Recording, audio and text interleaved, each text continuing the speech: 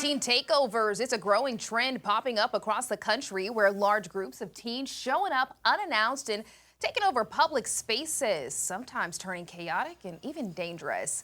And now there's already been an attempt to organize similar gatherings this year right here in the Midlands. So this morning, I am joined by Dr. Chandra Cleveland, a licensed professional investigator, to shed light on this new trend. This is something that has been popping up across the country.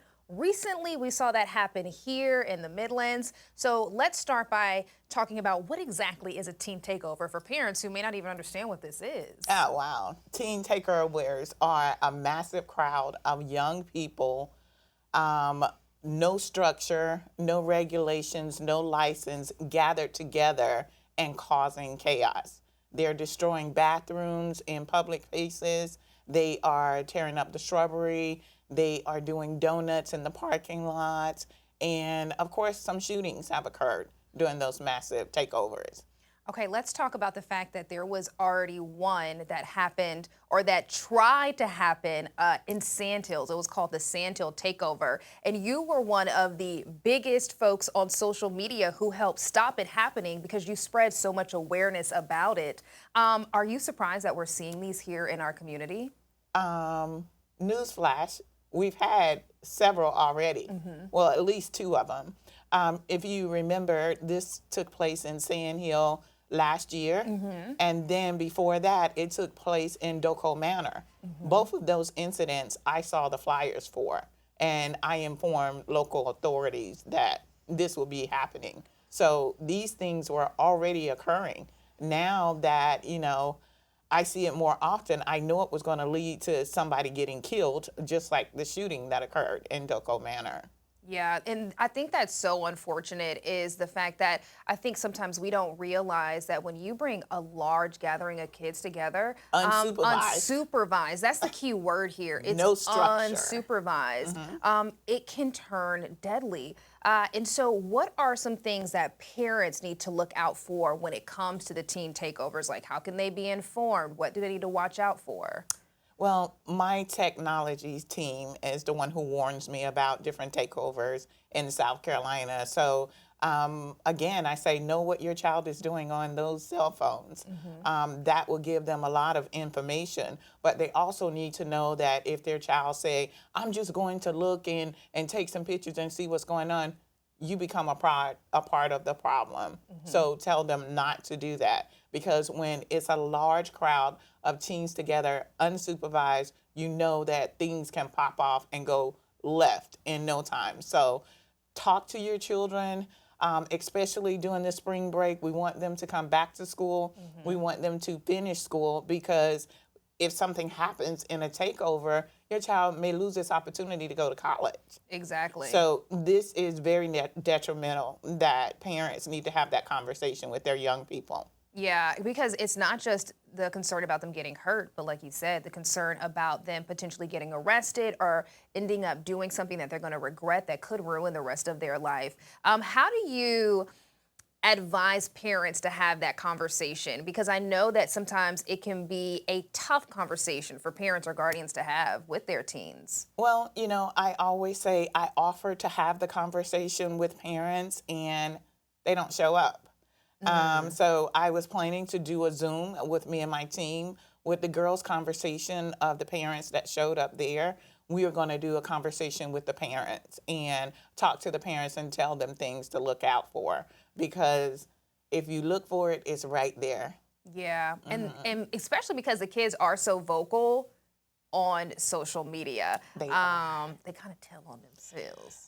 They are, and they think no one is watching. And when it comes to evidence, they're going to go back and watch. So nothing that you do can be totally erased from the internet. And I say that again because young people think they can just delete it and it's gone.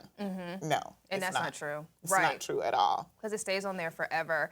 How young should parents start having these conversations or being concerned about their child potentially taking part in something like this? Well, I know of 3 12-year-olds that were at the takeover.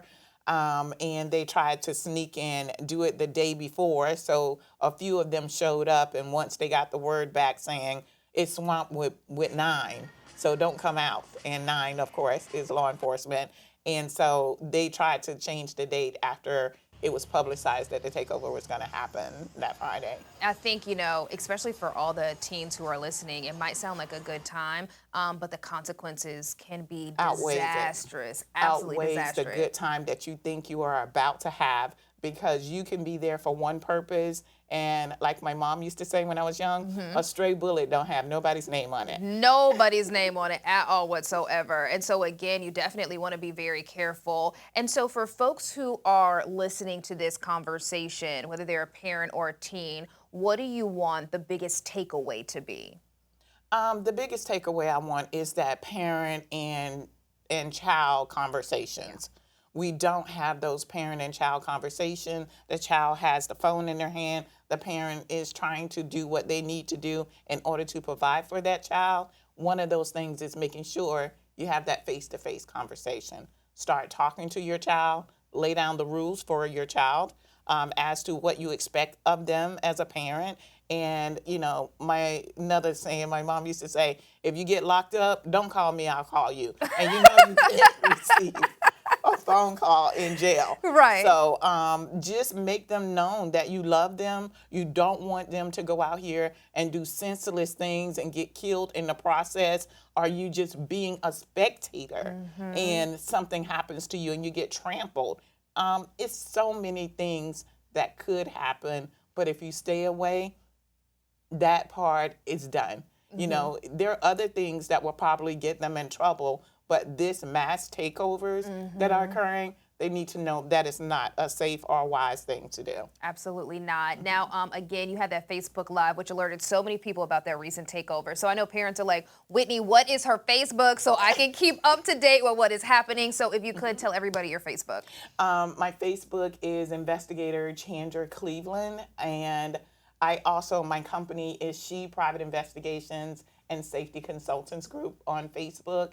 And I will be now putting up more videos because apparently, everybody is asking. I mean, I returned over 200 calls of parents from elsewhere who were saying, what can I do to sue because my child got hurt, my car was damaged, and all of this. And I'm like, I'm not even in that state, ma'am. Go to your local authorities and see what you can do.